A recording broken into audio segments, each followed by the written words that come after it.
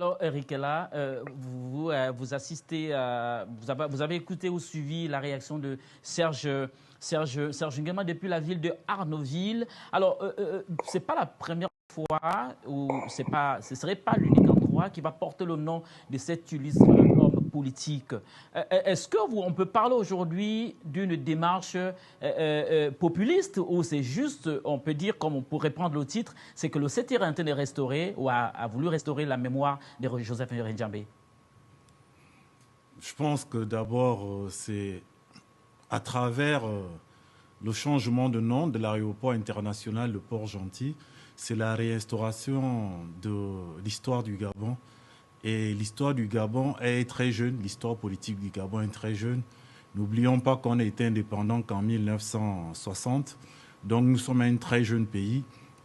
Et l'acte que vient de poser le président de la transition est un acte louable parce que ça permet de commencer à réinstaurer l'histoire du Gabon que je voudrais d'ailleurs qu'on puisse apprendre dans les lycées et collèges. Donc il faut une transformation du système éducatif gabonais qu'on doit pouvoir mettre à 90% pour l'histoire de notre pays, parce qu'au lieu d'étudier Napoléon et tout ce qu'on peut étudier, le principal pour moi, c'est que les Gabonais puissent connaître leur histoire. Et Ndjambe fait partie de l'histoire du Gabon, il fait partie des gens qui ont combattu la démocratie.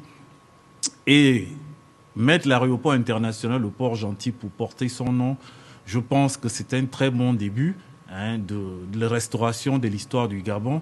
Il y a beaucoup d'autres combattants, comme il a si bien dit mon cher frère.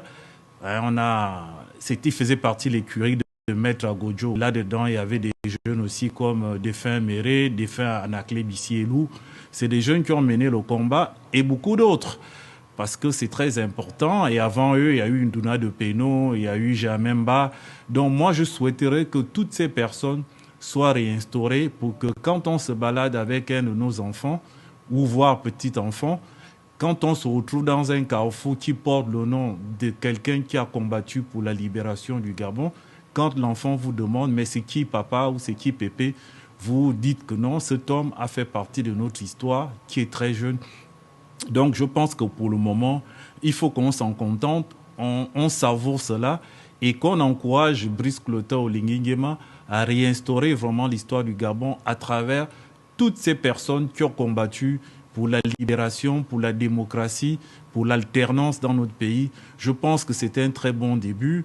Bob Le Fou parlait de l'état de Port-Gentil et tout ça. Je pense qu'on a le temps pour ces débats. Aujourd'hui, il m'est important de savourer la réinstauration dans l'histoire de Joseph Ndjambe, qui est mort de façon tragique dans un hôtel. D'ailleurs, jusqu'à présent, cette enquête n'a jamais abouti. Par contre, j'aurais voulu qu'il insiste là-dedans. C'est bien de mettre l'aéroport à son nom. C'est aussi bien d'élucider son assassinat au niveau de l'hôtel de Oué, parce que jusqu'à présent, ça ne peut pas passer comme lettre morte. Donc, pour toutes ces raisons, je pense qu'il faut remercier pour le nom et il faut exiger que réparation soit faite à sa famille et que, enfin, les enquêtes puissent aboutir pour que tout le monde trouve la paix.